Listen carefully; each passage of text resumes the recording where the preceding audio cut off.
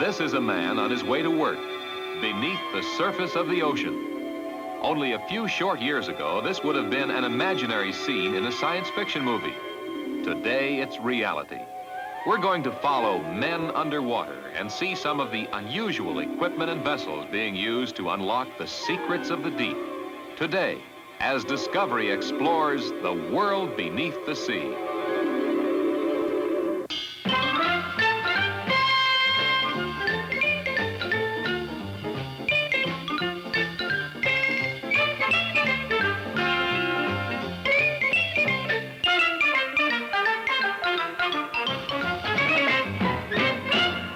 Discovery 68, the award-winning program for young people, with Bill Owen. Hi, welcome to Discovery. These are young porpoises, man's best friend in the sea. As you can see, they're gentle, playful, and friendly with human beings. They're also graceful, excellent swimmers. Porpoises are among the most intelligent mammals on Earth. They can be trained to perform amazing feats, jumping as high as 20 feet in the air, catching and retrieving specific objects on command.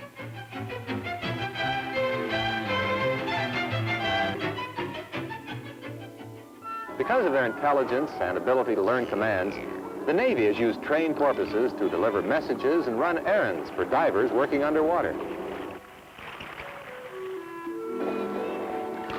The sounds a porpoise makes serve more than one purpose. For communication with each other, they have a highly developed language. They can learn to mimic human words. Some scientists think, as a matter of fact, that one day we human beings might be able to communicate directly with porpoises. Also, their sounds are a form of sonar, natural sound detecting equipment that enables them to locate their position and find food and other objects underwater. Our man-made sonar works like this. Sound waves are broadcast from a ship down through the water. The length of time it takes for each wave to bounce back to the ship tells us how far we are from the bottom. How the porpoises are able to do all of this is still somewhat of a mystery. It's one of many mysteries that oceanography, the science of the sea, is hoping to solve.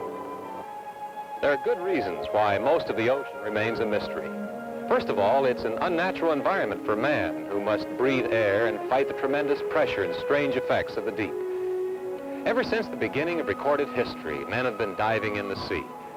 In the 16th century, Leonardo da Vinci drew the first designs for webbed swimming fins for the hands and diving lungs with air hoses. Da Vinci also drew plans for what is believed to be the first submarine. Helmet or hard hat divers wearing heavy suits and weighted boots with air pumped in through hoses from the surface were first used in salvage work in England in the 18th century, and they're still used even today. But men dreamed of freeing themselves from captive diving bells, from the cumbersome helmeted suits that limited their movement underwater. In our century, in the 1930s, two Frenchmen, Jacques-Yves Cousteau and Émile Gagnon, were working on something they called an aqualung. In 1943, Captain Cousteau made the first successful sea tests of what is known today as scuba gear. Scuba is spelled S-C-U-B-A. The letters stand for self-contained underwater breathing apparatus. It delivers compressed air automatically at the correct depth pressure to the diver. This single invention was the answer to all the searching. Finally, the world beneath the sea was truly opened up for man to explore. But for every step we take in the ocean, there are new problems and challenges. For example, at sea level, the atmospheric pressure in our bodies is 14.7 pounds on every square inch. Because we're accustomed to it, we don't feel it. We aren't even aware of any pressure. But the pressure increases by 14.7 pounds for every 33 feet that we go down beneath the surface. At 99 feet, it's 59 pounds. At 330 feet, the pressure is 162 pounds. And at 1,000 feet, it would be over 450 pounds on every square inch of a diver's body. Fortunately, the body is able to withstand some of this pressure, but the safe working depth limit for scuba divers is considered to be 300 feet. Divers wearing special equipment have gone down as far as 728 feet. But the pressure of great depths causes nitrogen bubbles to form in the blood. This condition is called the bends. It's very painful and can even be fatal. To allow these nitrogen bubbles to dissolve, a scuba diver has to decompress, which means to return to surface pressure very slowly. For instance, after 1 hour at 300 feet, a diver must spend 7.5 hours in a special decompression chamber. The deeper he goes and the longer he stays, the more time he must spend decompressing. But if a diver can remain underwater for more than 24 hours, he reaches a saturation point.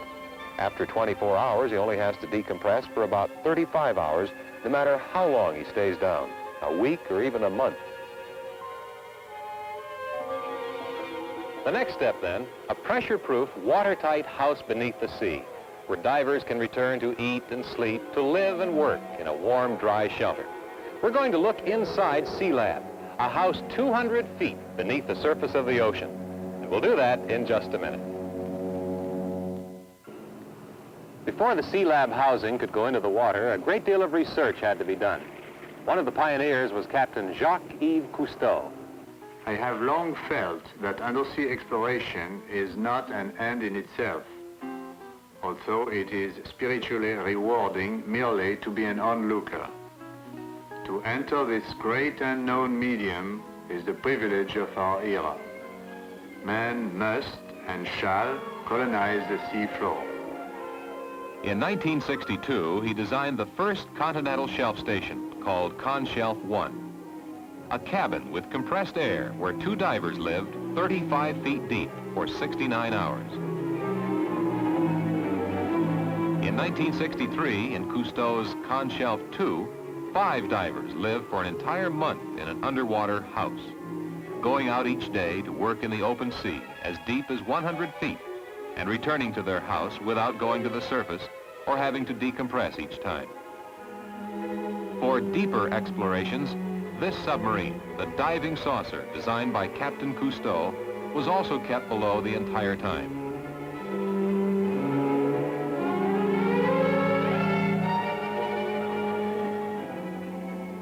In 1964, the U.S. Navy lowered the first Sealab house, Sealab 1, 193 feet to the ocean floor. 4 Navy divers used this shelter as a home for 11 days. These Navy divers brought a new word into our language. They were called aquanauts, from the Latin word aqua, meaning water, and the Greek word naut, meaning sailor, we get aquanaut. The aquanauts went from the deck of the support ships on the surface, almost 200 feet, either by swimming directly down or using this elevator, a portable decompression chamber. The divers reached Sealab and entered the underwater door through this cage built to keep out sharks. The aquanaut swims into the cage, comes up through the 4-foot door. The water doesn't rise above the door because the compressed air inside Sealab is at the same pressure as the water outside. The aquanaut removes his diving gear and enters the living compartment. Every day, the aquanauts went out to study marine life, fish and plant specimens, taking samples of the ocean bottom, photographing and testing new underwater equipment. Inside, with the pressure 6 times greater than at sea level, strange things happen at mealtime. Water heats but never boils. You can only bake or broil food, no frying. Matches won't light. And with the special mixture of helium and oxygen, voices get distorted. This is Sealab, manned and ready. At the end of 11 days, threatening high waves and winds caused the Surface Command to order the Sealab brought up from the bottom. For safety, the 4 men inside were transferred to the elevator, the portable decompression chamber in which they rode to the surface and remained inside to decompress for 31 hours.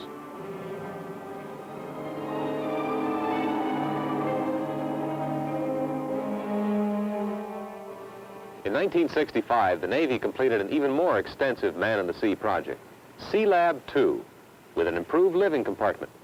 Sealab 2 was 57 feet long and 12 feet in diameter. It was submerged off the coast of California near La Jolla At a depth of 205 feet, 3 separate teams of 10 aquanauts each stayed down below for 15 days, a total of 45 days in all. The first 2 teams were led by Commander Scott Carpenter, who came from outer space to inner space. With more time on the bottom, even more scientific experiments were carried out. Repairing and assembling oil drilling equipment, checking currents, sound transmission and reception, sampling the sea bottom, and observing different kinds of marine life. Some of the specimens had a chance to observe right back through the portholes. Tuffy, the porpoise, who is specially trained for his job, proved he was an excellent messenger, responding to commands, making many trips between Sealab and the surface. Of course, Tuffy was well paid in fish for his efforts. They even had daily mail service. Mail and supplies were carried back and forth in these special containers that resemble pressure cookers. The Navy is making plans for Sealab 3, this time down to 400 feet or more for an even longer period of time. The more we study the ocean, the more we realize how much is yet to be learned. In addition to houses, living quarters, and laboratories, oceanographers need new undersea vehicles that must be able to travel farther for longer periods of time and to greater depths than divers can venture. We're looking at one of our latest small submarine vehicles, the Perry Submarine. This particular one, the PC-3B, played an important part in the recovery of the hydrogen bomb that was lost in the sea off the coast of Spain. This is John H. Perry, Jr., the man who designed it. He's one of our country's pioneers in building small undersea craft. Thank you, Bill. And I'd like to show you how the Perry Submarine operates. This is a 2-man vehicle. The pilot sits here, and the co-pilot, our observer, sits back here, and we'll close his hatch, and then close the pilot's hatch and go down and show how they operate. Both the pilot and the co-pilot can see quite well through these portholes all around the cockpit. This speed control operates the propeller on the stern.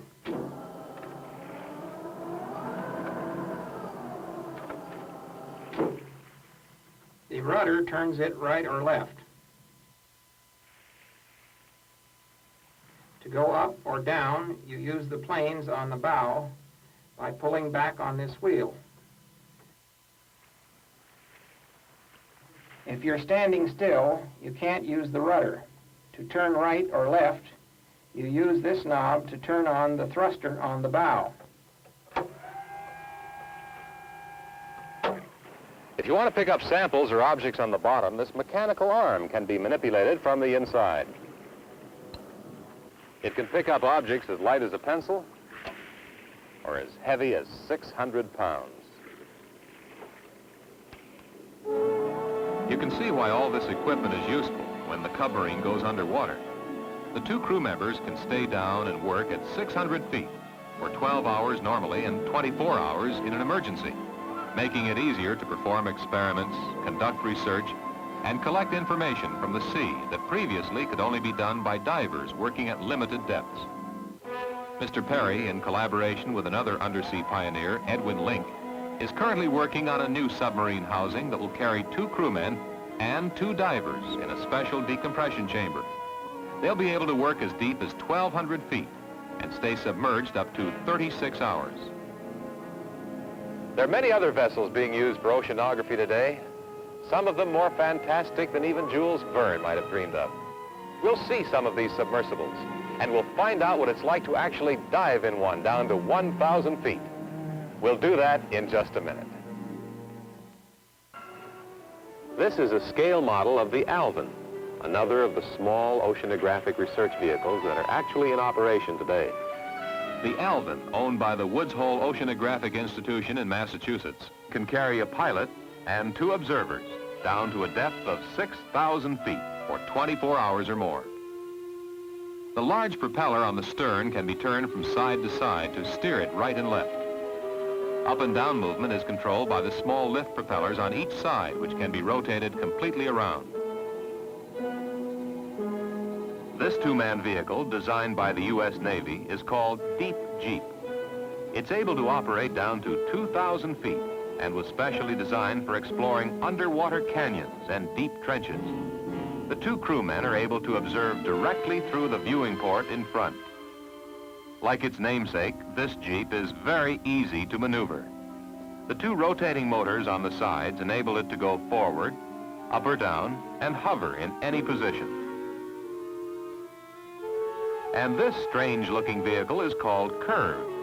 The initials CURV stand for Cable-Controlled Underwater Research Vehicle. It carries no passengers at all. It's controlled by cable from a surface ship using the underwater TV camera and sonar to guide it. Curve is designed to locate and recover objects from the bottom. Using this mechanical claw, up to 1 ton of weight can be picked up. It can go down to 2,000 feet, and since it's powered by cable from the surface, it can stay underwater for an unlimited amount of time. What's it like to actually dive down inside one of these submarines? This is the famous diving saucer, designed by Captain Cousteau. If you were the pilot or the observer, you'd climb into the hatch like this. Check the equipment, the lights, the ballast weights, the mechanical arm. Then, with everything secure, we'd be lowered into the water. The saucer doesn't use propellers. It's driven and steered by these water jets. In shallow water, the scuba divers can follow along with us, and we can talk to the ships on the surface. As we go deeper, it's time to turn on the powerful floodlights and the camera. Now we can see some of the strange plants and animal life down here, like these red sea fans and these yellow polyps as we approach the bottom, 1,000 feet down. There's a strange crab and a giant species of shrimp, almost 9 inches long. A turtle digging for food 1,000 feet down. Down here there are undersea rivers and mountains, avalanches of sand tumbling down.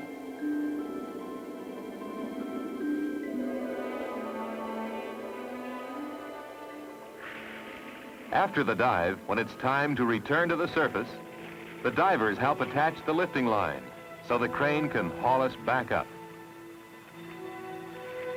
And then we're safely placed back onto the deck of the ship.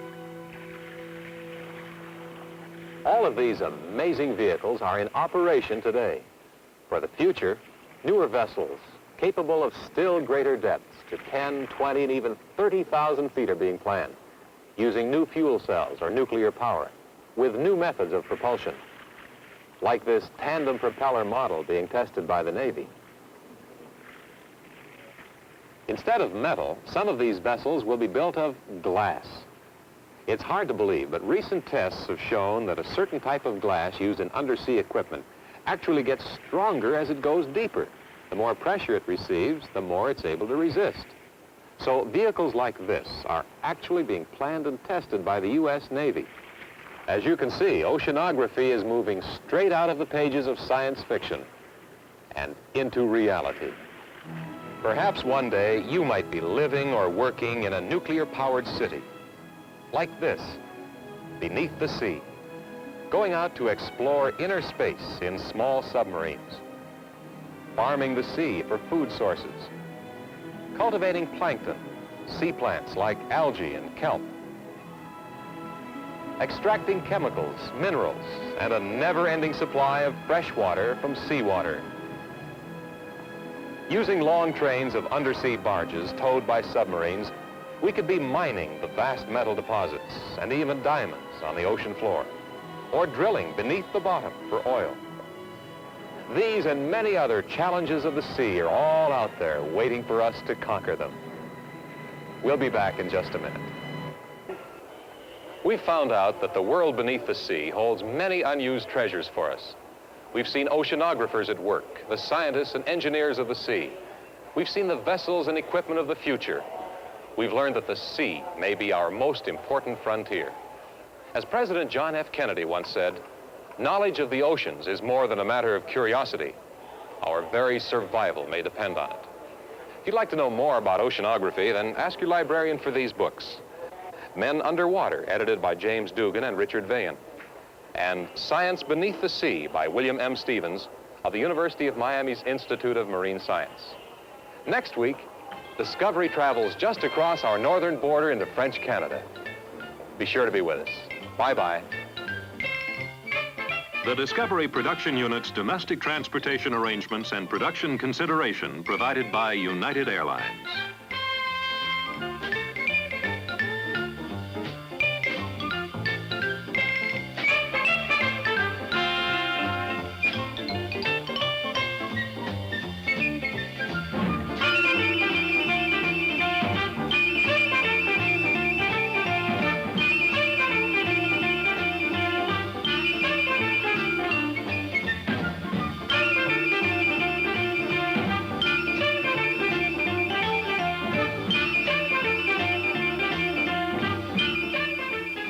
Accommodations courtesy of Quality Courts Motels and University Inn, Coral Gables, Florida.